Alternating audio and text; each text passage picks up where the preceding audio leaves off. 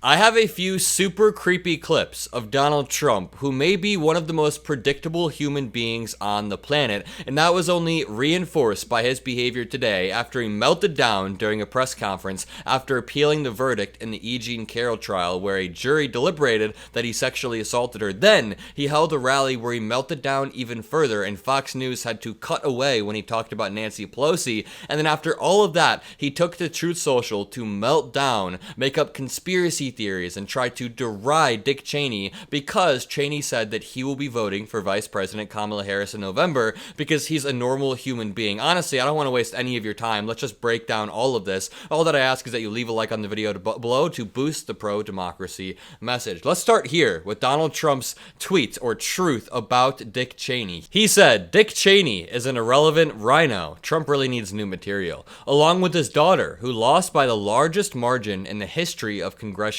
races. They couldn't get Scooter Libby, who did so much for them but was so unfairly treated, pardoned. I did it. He's the king of endless, nonsensical wars, wasting lives and trillions of dollars, just like Comrade Kamala Harris. I am the peace president, and only I will stop World War III. That is very dictatorial. He is laying the groundwork. That is authoritarian rhetoric right there, saying that he is the only person who can save everybody. He wants to be a demagogue. And can I go back up to the first line right here when he says, Dick Cheney is an irrelevant rhino? That sentence in and of itself is wild. Donald Trump wants you to believe that Dick Cheney is a rhino. Probably that President Bush is a rhino, that Adam Kinzinger is a rhino, Mike Pence, the lifelong Republican, is a rhino, but somehow Donald Trump, Rudy Giuliani, Mike Lindell, RFK Jr., those are the real Republicans, apparently. Donald Trump then throws around insults like a kindergartner. I mean, he is losing his mind. What Liz Cheney did with the Unselect Committee of Political Losers, what kind of nickname is that? It's unthinkable. She and her Unselects deleted and destroyed all evidence and information.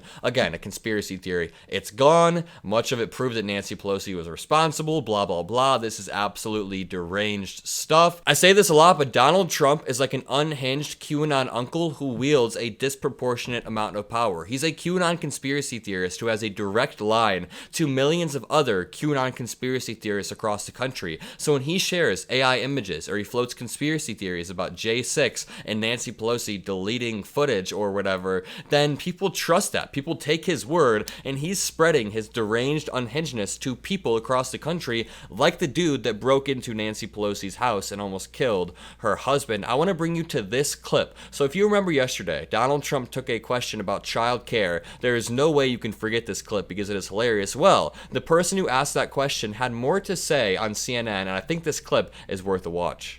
With us now is Reshma Saujani. She asked the question yesterday. She's a member of the Economic Club of New York's Board of Trustees. I don't know if you watched the debate in June, but I tried 3 times to get him to answer that question. You tried a 4th. Did you get anything out of that? Kind of. I may have gotten a little bit more than you did because he did answer the question. And what he told us was that childcare expenses are no big deal. The fact that you're drowning in debt because of them, sorry, but not sorry. And he also told us that, no, I don't have any ideas or a proposal or legislation, and it's insulting. And it's insulting to parents who are constantly having to choose between funding their daycare and feeding their kids. And the thing is like, if you don't have a plan to solve childcare, you are not fit to be president. Very well said, and she is 100% right. Now, I want to play for you this video that I found earlier today that I found very, very creepy, but as I was searching for this video, I stumbled upon another creepy video that I want to react to with you because I think it's an all-time classic. Take a look. Yet at times, his fatherly praise is downright cringeworthy, like on The View in 2006. I've said that if Ivanka weren't my daughter, perhaps I'd be dating her. You know? Stop it! Oh, it's so weird! Stop it! You know what? You are sick.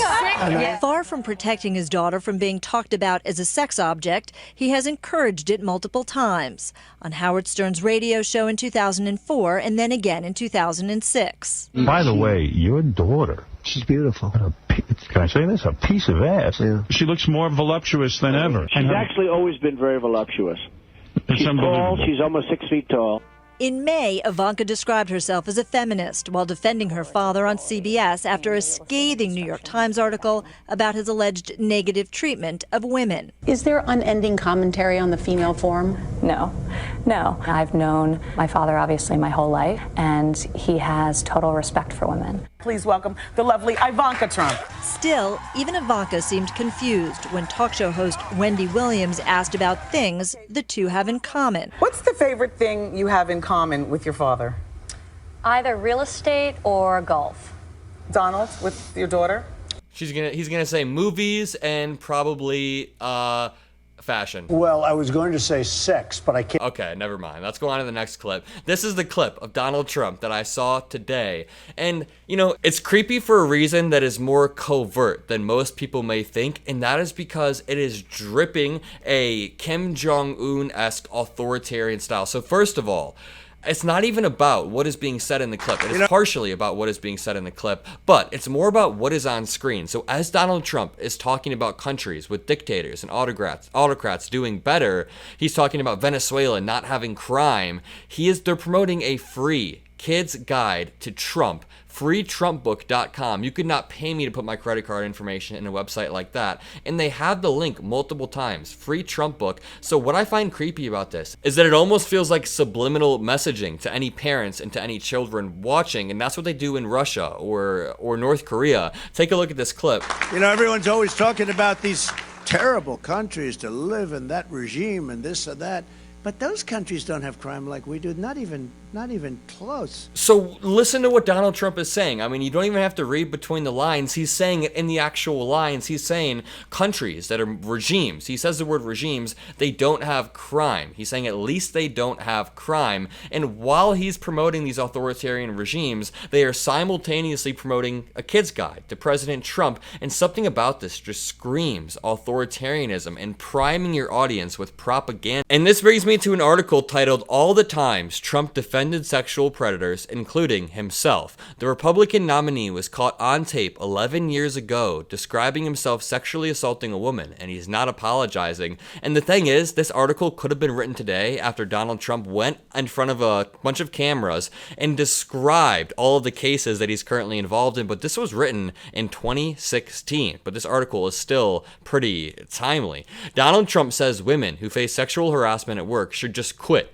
Coming from him, that makes perfect sense. That's what he told USA Today columnist Kirsten Powers when she asked what he hoped his daughter Ivanka would do if her boss was sexually predatory. Quote, "I would like to think she would find another career or find another company. This is very much in character for Trump. The man should not be punished. The man didn't do anything wrong. The woman needs to uproot her life." Over the course of his decades in public life, the mogul has consistently defended powerful men who face charges of sexual misconduct, consistently erring on the side of the bitch set him up thinking, like the woman basically set him up in the entire case. That's what Donald Trump thinks. And Donald Trump, men connected to a host of sexual crimes and scandals, found a consistent, loyal apologist. In 1992, after heavyweight boxing champion Mike Tyson was convicted of raping Desiree Washington, Trump still defended his longtime friend. Quote, "You have a young woman that was in his hotel room late in the evening at her own will," the mogul said in a video clip. But even if she's there at her own will, that doesn't mean he can do whatever he wants, referring to Mike Tyson.